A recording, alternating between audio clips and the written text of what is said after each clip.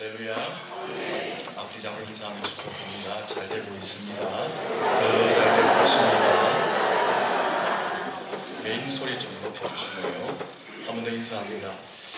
하나님의 사랑이 당신에게 충만히 임하였습니다.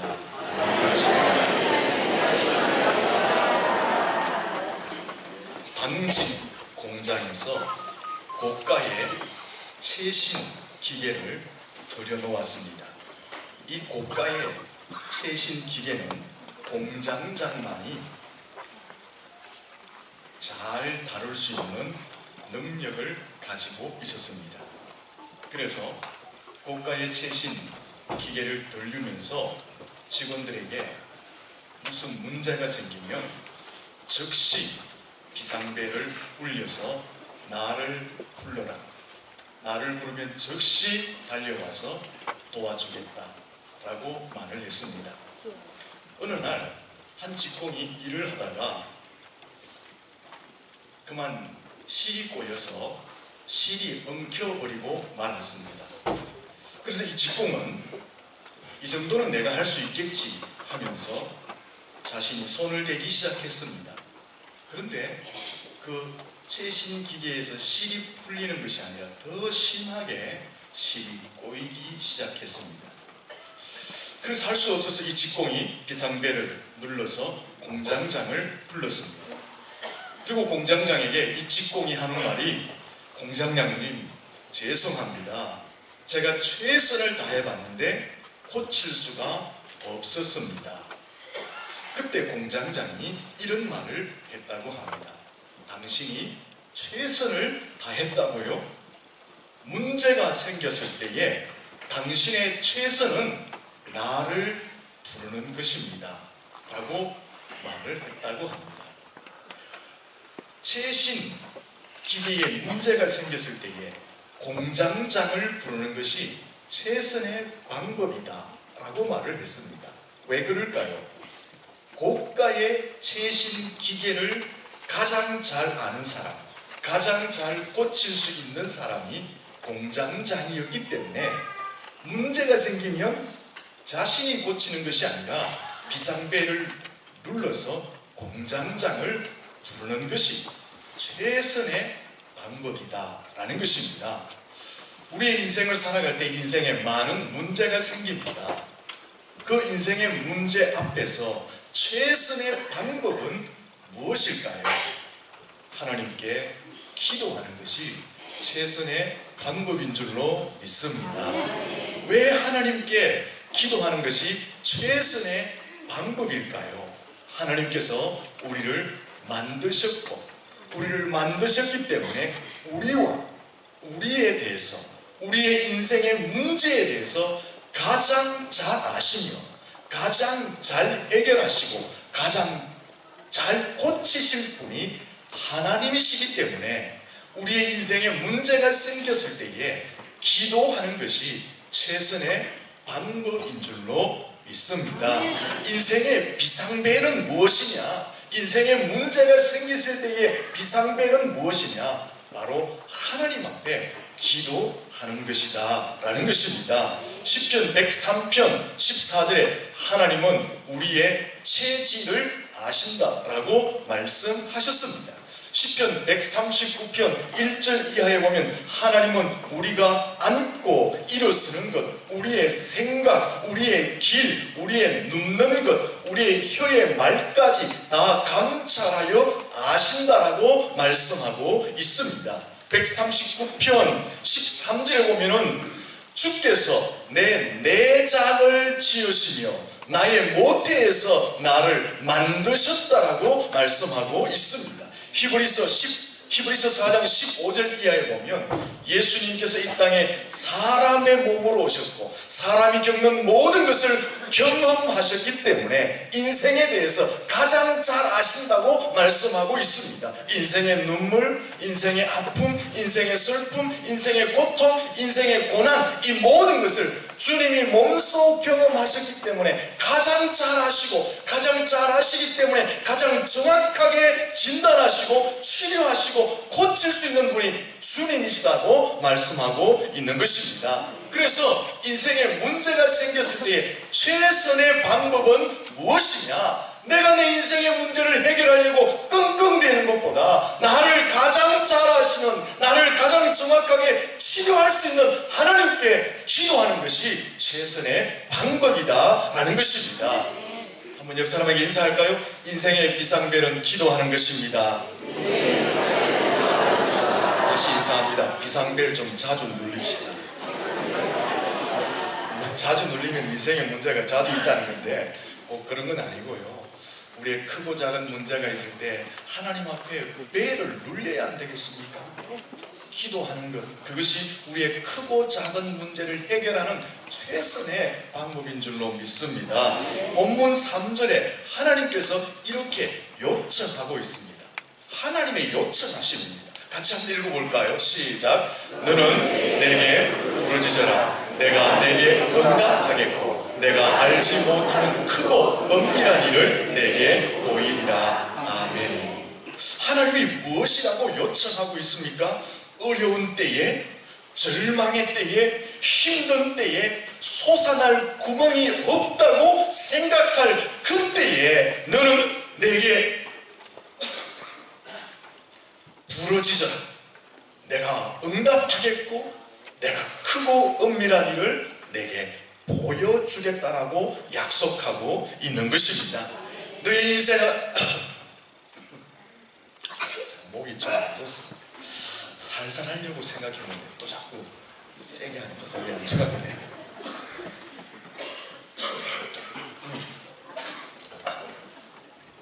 따라하지 마세요. 귀에다 짚어서 막 따라하시는데 독감 많이 조심하셔야 됩니다. 굉장히 많이 좋아졌어요. 근데 조금 이게 목이 안 좋아서 그렇습니다. 인생에 문제가 있을 때 하나님이 우리에게 요청하시는 것은 기도하라. 우리에게 요청하고 있는 줄로 믿습니다. 이 말씀의 본문의 배경은요, BC 1587년에 유다 나라에 예레미야라는 선지자가 잡혔습니다. 왕궁 뜰에 있는 감옥 12대 뜰에 예레미야 선지자가 감옥에 갇혔습니다. 왜 예레미야 선지자가 감옥에 갇혔을까요? 그 이유는 유다 나라가 하도 타락을 해서 하나님이 작정하셨습니다. 유다 나라를 그 타락에서 멸망시키겠다. 바벨론이라는 나라를 들어서 멸망시키고 바벨론에게 포로로 끌려가도록 하겠다. 이 예언을 예레미야에게 하게 한 것입니다. 우상 숭배를 하고 타락하고 범죄하는 이스라엘 백성들을 바벨론이라는 나라를 들어서 쳐서 망하게 하고 그 나라의 사람들을 포로로 끌려가게 하겠다. 이 예언의 말씀을 예레미야가 하였습니다.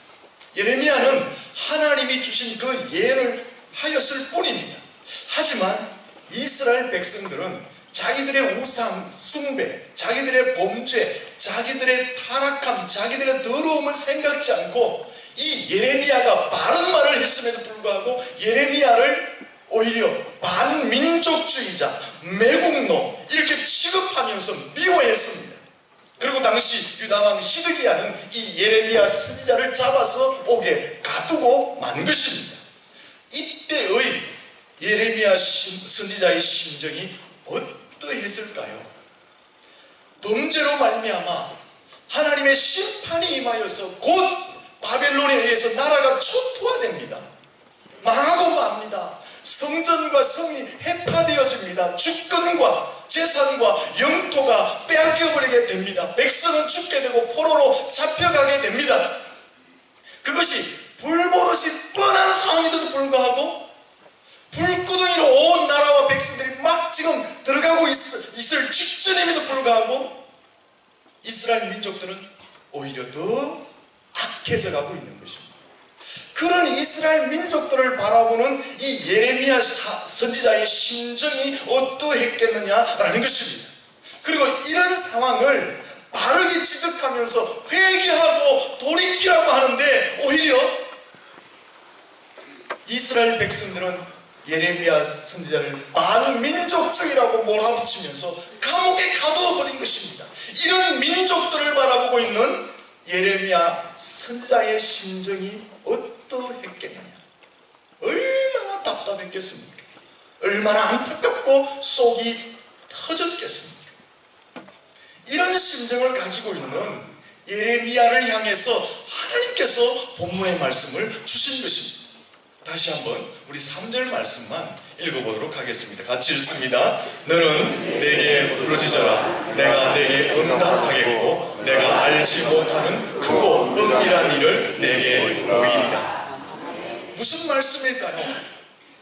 속이 터질 듯한 그 심정을 가지고 있는 예레미야에게 어떤 상황에 이른다 할지라도 너는 기도하라. 하나님이 이렇게 요청하고 있는 것입니다. 나라가 망한다 할지라도, 성과 성이 회파된다 할지라도, 주권을 빼앗기고 재산을 빼앗긴다 할지라도, 백성들이 죽고 백성들이 포로로 끌려가는 그 상황에 이른다 할지라도 너는 오직 여호와께 부르짖어라라고 하나님이 그 기도를 요청하고 있는 것입니다. 그 상황에 낙심하지 말고 포기하지 말고 절망하지 말고 오직 부르짖고 기도하라라고 하나님이 요청하고 있는 것입니다. 답답하냐? 안타까우냐? 속이 터질 듯한 그런 심정을 가지고 있느냐? 그 상황에 너는 오직 부르짖고 기도하기만 하라. 하나님이 이렇게 요청하고 있는 것입니다. 이 하나님의 요청은 오늘 우리를 향한 요청인 줄로 믿습니다. 여러분을 향해서 어려움이 있느냐? 절망 가운데 있느냐? 가장 힘든 상황 가운데 있느냐? 마치 솟아날 구멍이 없는 그러한 때에 직면하고 있느냐? 내 가슴속 깊이에서부터 피눈물이 나고 있느냐? 그때 오직 여호와께 기도하라. 하나님이 그렇게 기도를 요청하고 있는 줄로 믿습니다. 그리하면 응답하겠다. 크고 은밀한 일을 내가 너에게 보여주겠다라고 하나님이 약속하고 있는 것입니다. 여러분, 답답한 안타까운 속이 터지는 듯한 그런 상황에 있습니다.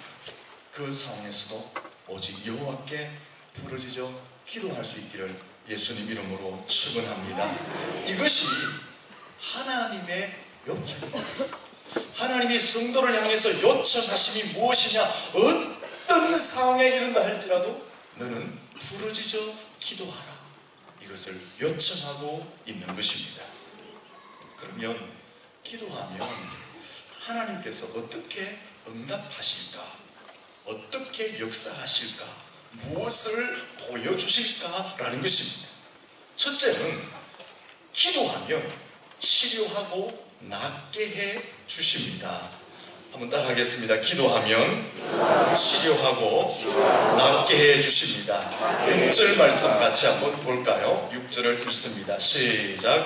그러나 보라, 내가 이 성을 치료하며 고쳐 낫게 하고 평안과 진실이 풍성함을 그들에게 나타낼 것이며. 이 말씀은 하나님의 심판을 받아서 예루살렘 성이 완전히 파괴되었지만 하나님이 다시 고쳐서 회복시키겠다는 것입니다. 잃어버린 것을 다시 찾게 하겠다라는 것입니다. 이 6절의 말씀은 하나님의 완전한 재건, 하나님의 완전한 치료, 하나님의 완전한 회복의 약속을 말씀하고 있는 것입니다. 하나님의 심판을 받아서 파괴되어졌지만 너희가 부르짖어 기도하면 하나님이 용서하시고 치료하시고 고쳐 낫게 하심으로 이전처럼 완전한 재건을 이루어 주겠다, 완전한 치료를 허락하겠다, 완전한 회복을 허락하겠다. 이 약속의 말씀이 바로 6절의 말씀이다 라는 것입니다. 여러분, 예루살렘 성뿐이겠습니까?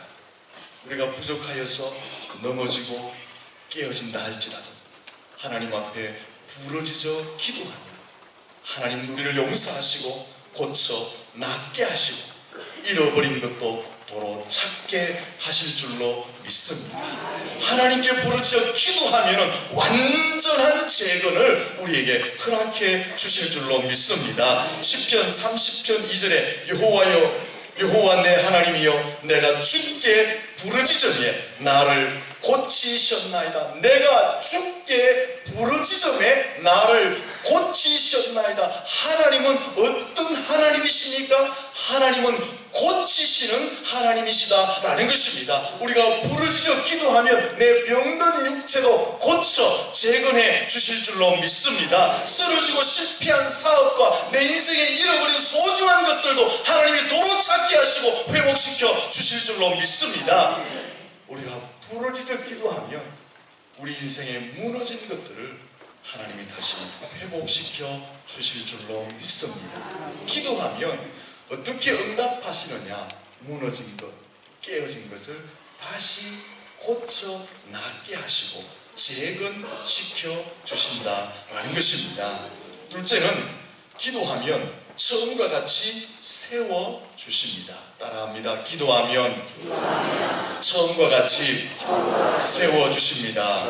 7절 말씀 같이 한번 읽습니다. 7절을 읽습니다. 내가 유다의 포로와 이스라엘의 포로를 돌아오게 하여 그들을 처음과 같이 세울 것이며 아멘. 이 말씀은 이스라엘 백성들이 하나님의 심판을 받아서 바벨론 포로 생활을 70년 동안 하지만 하나님이 다시 회복시키셔서 예루살렘에서 처음처럼 행복했던 처럼 살게 해 주시겠다라고 약속하시는 말씀이다 라는 것입니다. 하나님은 어떤 하나님이시냐? 처음처럼 다시 세우시고 회복시켜 주시는 하나님이시다 라는 것입니다. 요나서 2장에 보면은 요나가 하나님을 불순종하여 다시스로 가다가 풍랑을 받아 고기 뱃속에 들어가게 됩니다. 그는 고기 뱃속에서 철저히 회개하며 하나님께 기도합니다. 하나님은 그 기도를 들으시고 고기를 다시 토하게 함으로 요나를 살려주시고 요나에게 다시 사명을 주시고 하나님의 사명을 회복하는, 다시 고쳐 세워주시는 은혜를 허락해 주신 줄로 믿습니다. 욥은요 하루아침에 모든 재산을 잃어버렸습니다. 자신의 가족들을 잃어버렸습니다. 자신의 몸도 완전히 병들어 버렸습니다. 하지만 그는 인내하며 기도하였습니다. 인내하는 기도하는 욥에게 하나님은 갑절의 복을 회복해 주신 줄로 믿습니다. 엘리야는요 아합왕의 추격을 받습니다. 아주 끈질긴 추격을 받아서 생명의 위협을 받자 로뎀 나무 아래서 그는 하나님께 이렇게 하소연합니다. 여호와여 넉넉하오니 지금 내 생명을 취하여 가옵소서. 무슨 말입니까? 하나님 나를 죽여주십시오. 이제 더 이상 못하겠습니다. 나는 모든 것을 잃어버렸습니다. 로뎀 나무 아래서 이 엘리야는 모든 것을 잃어버리고 탈진해버렸습니다. 하나님은 그 엘리야에게 천사를 보내어서 얼음 만져주시고 먹을 것을 주시면서 다시 회복시켜 주신 줄로 믿습니다. 누가복음 15장에 보면 둘째 아들이 자기에게 돌아올 유산을 다 가지고 아버지의 품을 떠나지만 다 탕진하여 버립니다. 거지가 되어버립니다. 상거지가 되어버립니다. 그 거지의 모습으로 다시 아버지께로 돌아왔을 때 아버지는 멀리서도 둘째 아들 단박에 알아보시고 쫓아가서 그를 안아주시고 집으로 맞아들이셔서 다시 아들의 자리를 회복시켜 주신 줄로 믿습니다. 이 말씀들은 하나님은 어떤 분이시냐? 상한 것, 깨어진 것, 부서진 것, 넘어진 것을 다시 세워주시는, 다시 회복시켜 주시는 하나님이심을 설명하고 있는 것입니다. 우리의 인생 가운데 깨어진 것들이 얼마나 많습니까? 실패한 것들이 얼마나 많습니까? 무너진 것들이 얼마나 많습니까?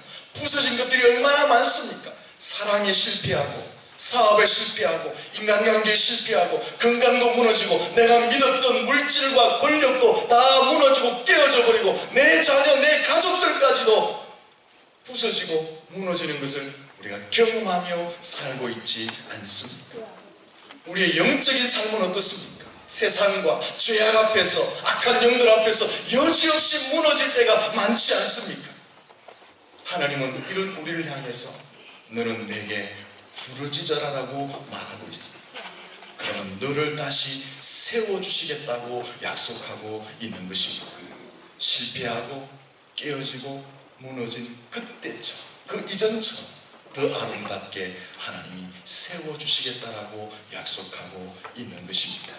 여러분, 기도할 수 있기를 축원합니다. 그러면 처음보다 더 아름답게 하나님이 우리를 세워주실 줄로 믿습니다. 셋째는, 기도하면 모든 죄악을 용서해 주십니다. 따라하겠습니다. 기도하면 모든 죄악을 용서해 주십니다. 8절 말씀을 같이 읽어보겠습니다. 읽습니다. 시작. 내가 그들을 내게 범한 그 모든 죄악에서 정하게 하며 그들이 내게 범하여 행한 모든 죄악을 사할 것이라. 아멘. 죄를 정결케 하시고 악을 사하여 주신다라고 약속하고 있습니다. 요즘 사람들 참 잘 용서하지 않는 것 같습니다. 자기는 더 큰 죄를 짓고 더 악한 죄를 짓지만 상대방이 조금만 잘못해도 힐책하고 나무라는 것을 보게 됩니다. 요즘 사람들은 옛날 사람들보다 더 오래오래 마음에 간직하고 마음에 적어둔 것 같습니다. 내게 상처 준 것들, 내게 잘못한 것들, 상대방의 실수들, 허물들을 고이 숨겨두었다가 결정적인 순간에 한 칼로 사용하는 그런 모습들을 많이 볼 수가 있습니다. 여러분, 이런 사람들이 많이 있으면요, 그 가정, 그 공동체는 늘 분쟁, 다툼, 싸움이 충만한 혼란 속에만 빠져있게 되는 것입니다. 그러나 하나님께서는 용서하시는 하나님이신 줄로 믿습니다. 요한일서 1장 9절에 만일 우리가 우리 죄를 자백하면 저는 미쁘시고 의로우사 우리 죄를 사하시며 모든 불의에서 우리를 깨끗하게 하실 것이요. 이사야 1장 18절에 보면 너희 죄가 주홍 같을지라도 눈같이 희어질 것이요 진홍 같을지라도 양털같이 희게 되리라고 약속하셨습니다. 시편 103편 12절에 보면 하나님께서 우리의 죄를 용서하시되 동이 서에서 먼 것 같이 우리의 죄과를 멀리 옮기셨다고 말씀합니다. 그리고 하나님께서는 우리의 죄를 사하시되 기억도 하지 않으신다고 말씀하고 있습니다. 이런 말씀들은 하나님께서 우리의 죄를 사하시되 완전한 사죄, 완전한 죄사함을 허락해 주신다는 것을 말씀하고 있는 것입니다. 하나님 앞에 우리가 우리의 죄를 자백하며 기도하면 하나님은 완전한 사죄, 완전한 죄사함의 은총을 허락해 주시는 것입니다. 여러분, 우리가 죄사함의 은총을 받는 것은 너무나 큰 은혜이요 축복입니다. 가정에서 가족 간에 용서함이 있으면 화평과 행복이 넘치게 됩니다.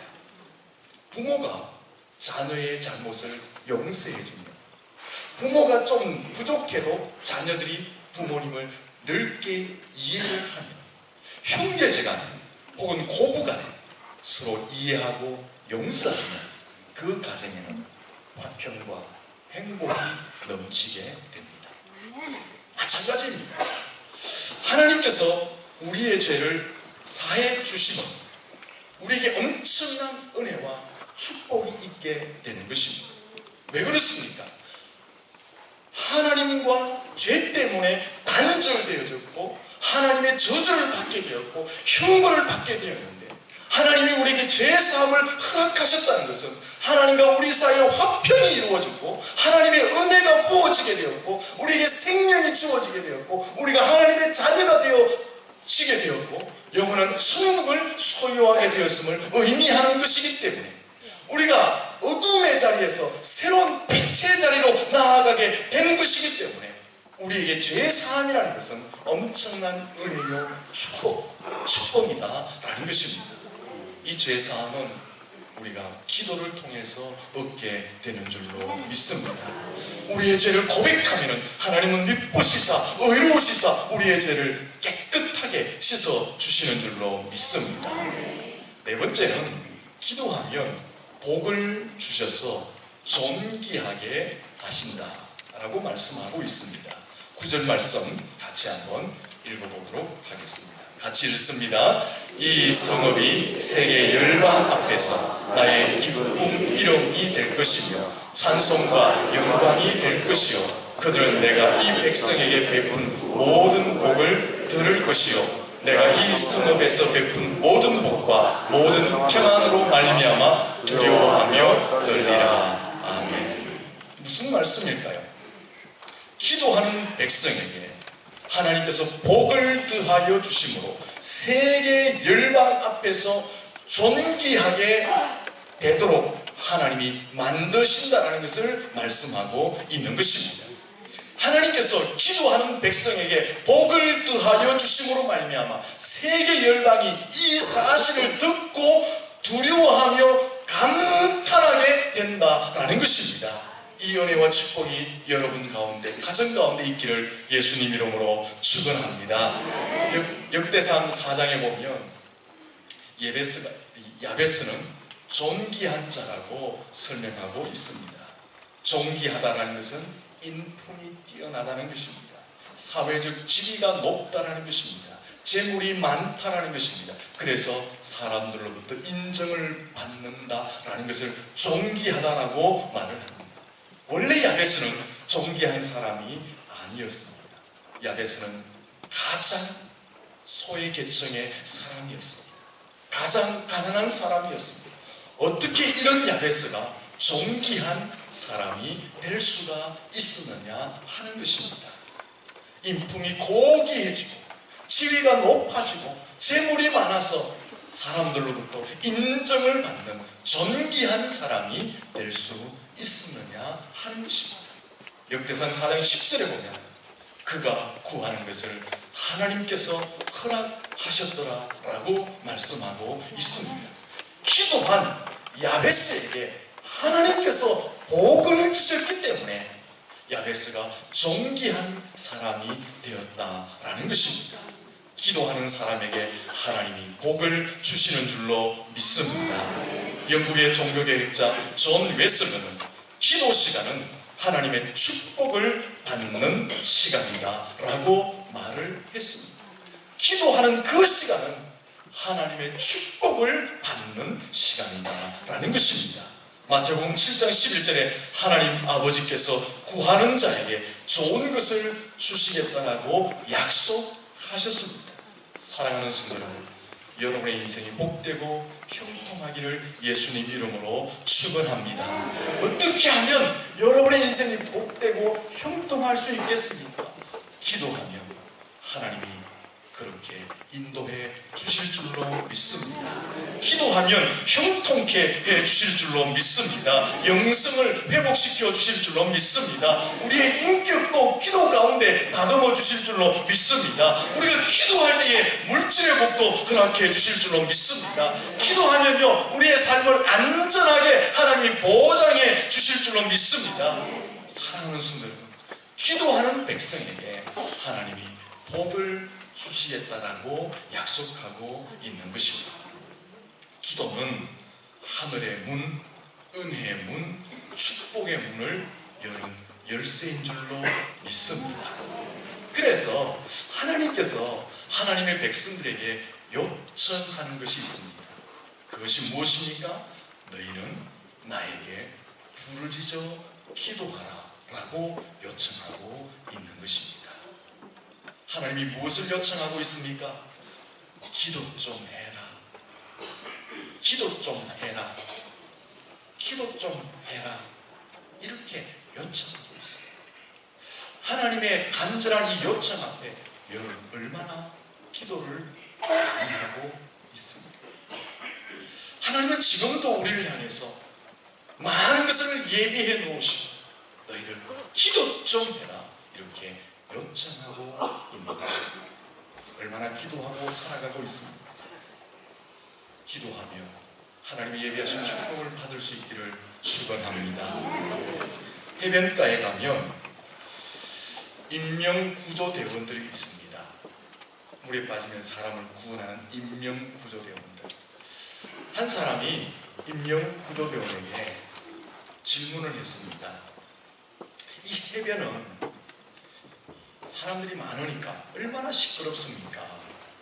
사람들의 제자를 흐리는 소리, 고함 소리, 웃음소리, 거기에다가 파도 소리까지 막 뒤범벅이 되어서 엄청난 소리가 많잖아요. 시끄럽잖아요. 그런데 당신은 이 많은 소리들 가운데 사람 살려 소리치는 그 소리를 구별하고 사람이 물에서 막 호적대는 그 사람의 손짓을 구별하여서 그 사람을 구원해 낼 수가 있습니까? 그렇지 않습니까? 수많은 사람이 소리를 치고 수많은 사람이 호적대고 있는데 그 속에서 사람 살려 하는 소리를 구별해내고 손짓을 어떻게 구별해내서 사람을 구출해낼 수 있느냐라는 것입니다. 그렇게 물었습니다. 그럴 때 이 임명구조대원이 네, 저는 단방에 사람 살려라고 소리치는 그 소리를 구별할 수 있고 사람의 손짓만 봐도 저 사람이 지금 물에 빠졌다는 것을 나는 알아차릴 수가 있습니다. 왜냐하면 제잘거리는 소리, 그냥 고함치는 소리, 웃음소리와는 사람 살려 하는 소리는 완전히 다르다는 것입니다. 그냥 사람들끼리 배구를 하고 사람들끼리 노래를 하면서 손짓하는 그 손짓하고 물에 빠지면서 살려달라고 하는 그 손짓하고는 완전히 다르기 때문에 저는 사람들이 아무리 많이 있어도 단박에 그 소리를 알아들을 수 있고 단박에 그 손짓을 알고 사람을 구원해낼 수가 있습니다. 그렇게 말을 했다고 합니다. 여러분, 우리가 기도할 때에 하나님이 수많은 사람들이 기도하는데 내 기도 들으실까? 내 이 몸부림 하나님 보실까? 나의 애절함, 나의 피눈물남 이 사연들을 하나님이 들어주실까? 라는 생각을 하십니까? 여러분, 하나님 단박에 하십니다.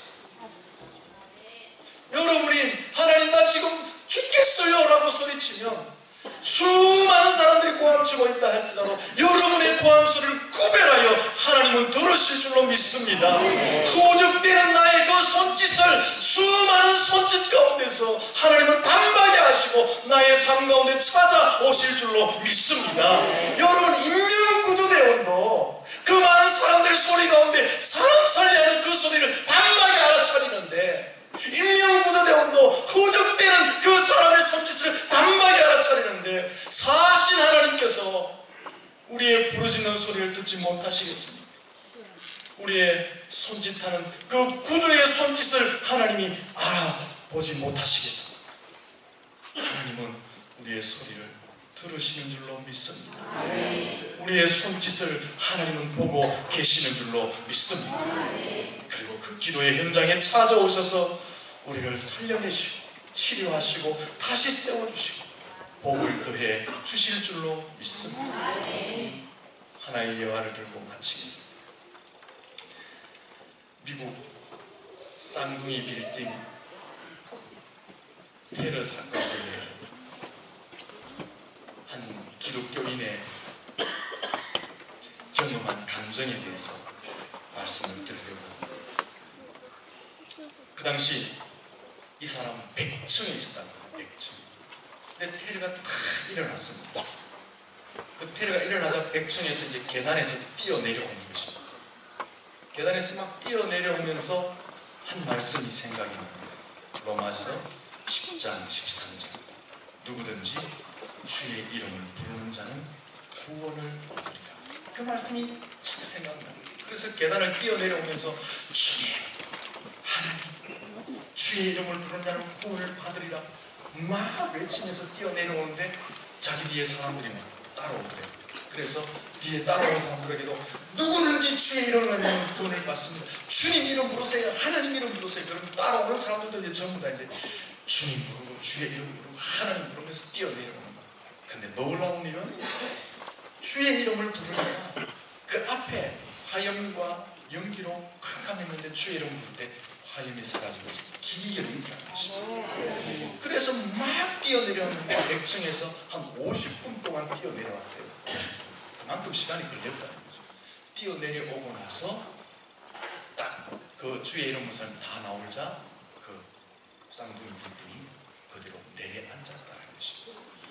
사랑하는 성도 여러분, 이것이 기도의 힘이고 능력인 줄로 믿습니다. 이것이 주의 이름의 권세인 줄로 믿습니다. 여러분, 근데 왜 기도 안 하세요? 왜 주님 이름을 부르지 않으세요? 기도하셔야 됩니다.